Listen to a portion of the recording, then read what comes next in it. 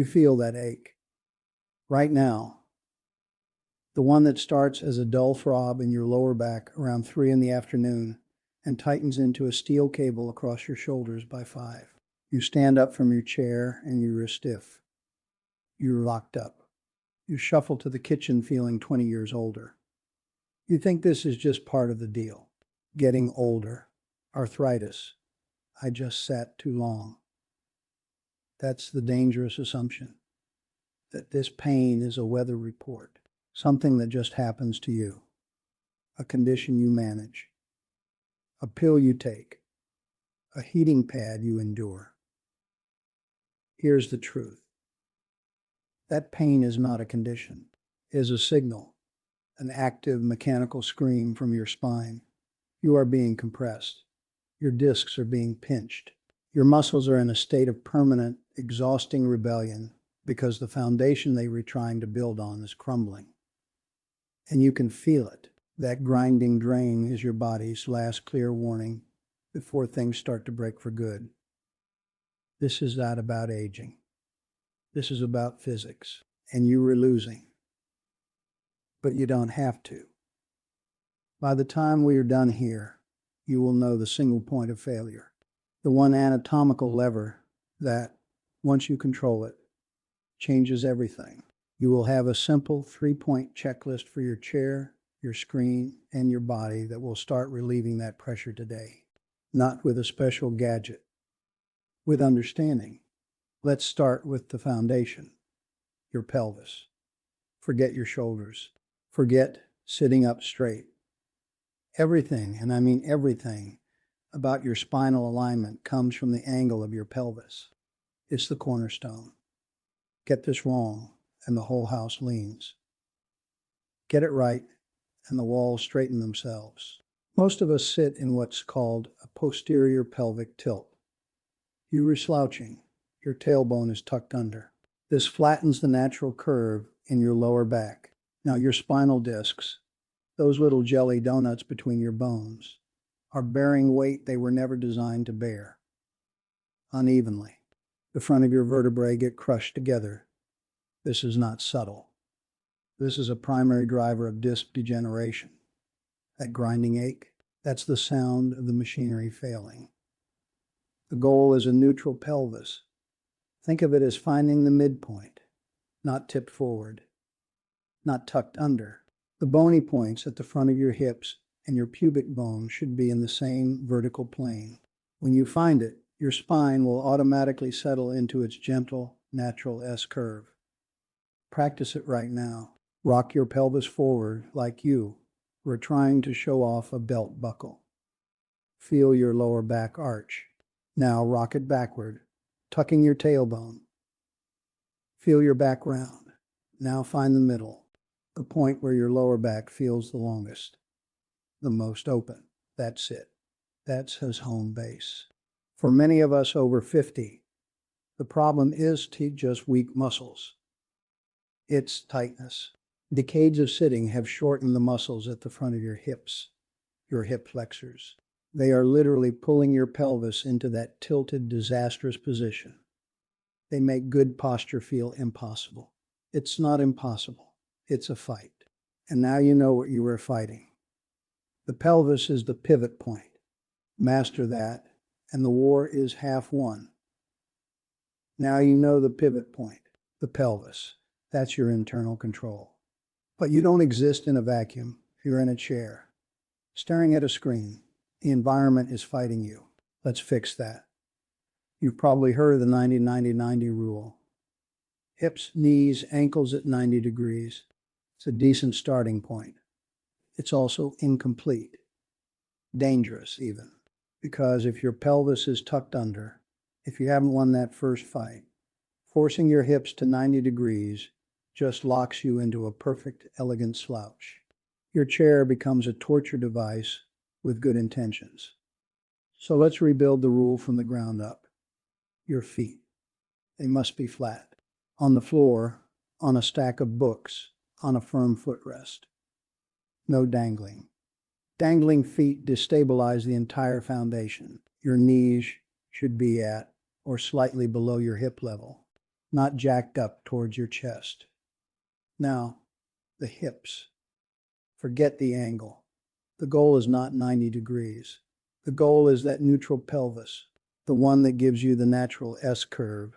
If you need to scoot forward in your chair or sit on a cushion or recline the backrest a little to achieve it, do that. The rule serves the pelvis, not the other way around. Here's the reality for many of us. Decades of sitting have left your hip flexors so tight, they're actively pulling you into that bad position. It's not a choice. It's a mechanical winch. So you might need a tool, a simple lumbar roll, a rolled up towel, a small cushion. You place it in the small of your back, right where that curve should be. It's not a crutch. It's a wedge. It gives your spine something to push against, to help you maintain the position your tight muscles are trying to steal from you. It looks a little medical. Fine. You're not trying to win a style contest. You're trying to walk to the bathroom without groaning. Next, the screen. This is where your neck and shoulders are being murdered. It's not about distance. It's about height. A screen that's too low is a death sentence for your cervical spine. Your head weighs about 10 pounds. For every inch it drifts forward to look down at a low screen. The compressive force on your neck increases by about 60 pounds. 60 pounds. That's the weight of a cinder block resting on the vertebrae in your neck. Every day, all day. Pinched nerves, headaches. That permanent knot between your shoulder blades. That's the cinder block. The fix is stupidly simple. The top third of your screen should be at or slightly below your eye level. Use books. Use a riser. Use a stack of old catalogs. If you use a laptop, this is non-negotiable. You get an external keyboard and mouse. You raise that screen. Your body is a lazy genius. If the screen is low, it will slump your entire torso to get your eyes down to it. So by raising the screen, you're not just saving your neck. You're giving your entire spine permission to straighten out. It's a cascading fix. You've got your pelvis neutral. You've got your feet planted. You've got your screen at eye level. The machine is set up.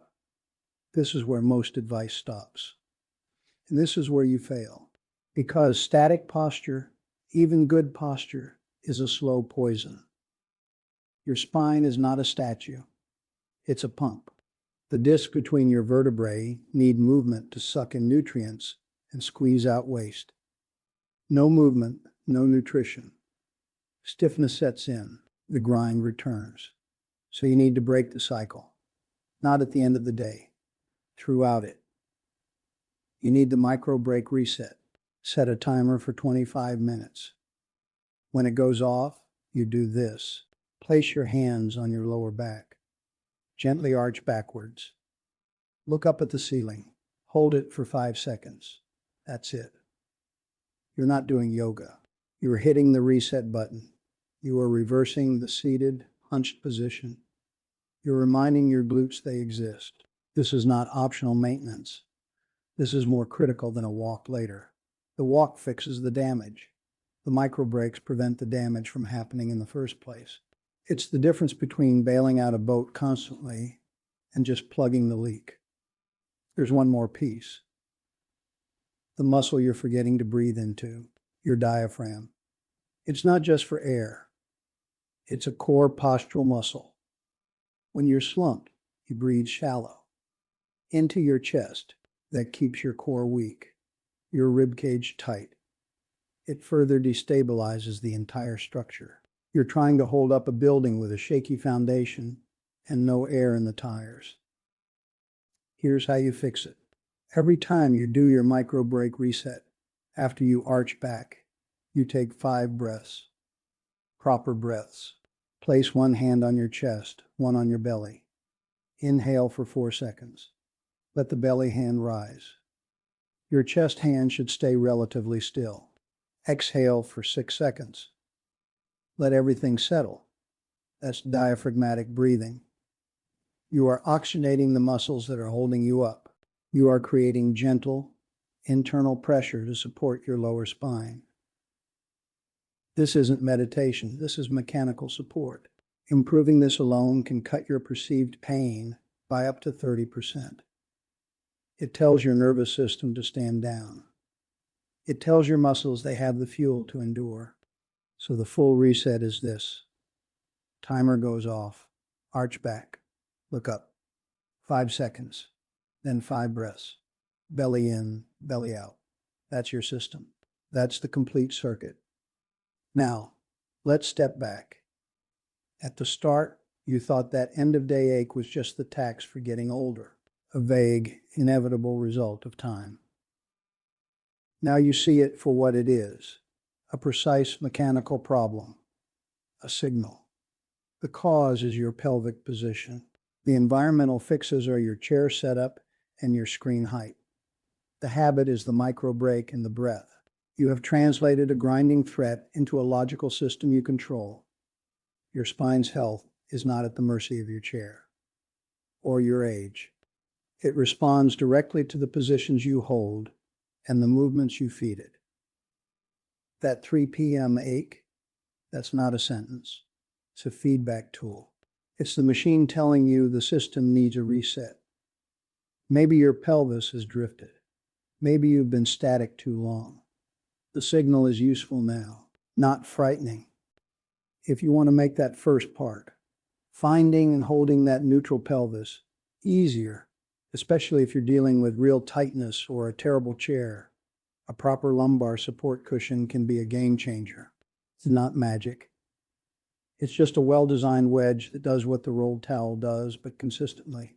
I've linked a couple of the most effective, doctor-recommended ones I've found in the description below if you want to take a look. So here is your new conclusion to the day. You stand up. You feel the stiffness, but you know its name. You know its cause. You know the exact series of adjustments that will unravel it tomorrow. You are not managing a condition. You are operating a machine.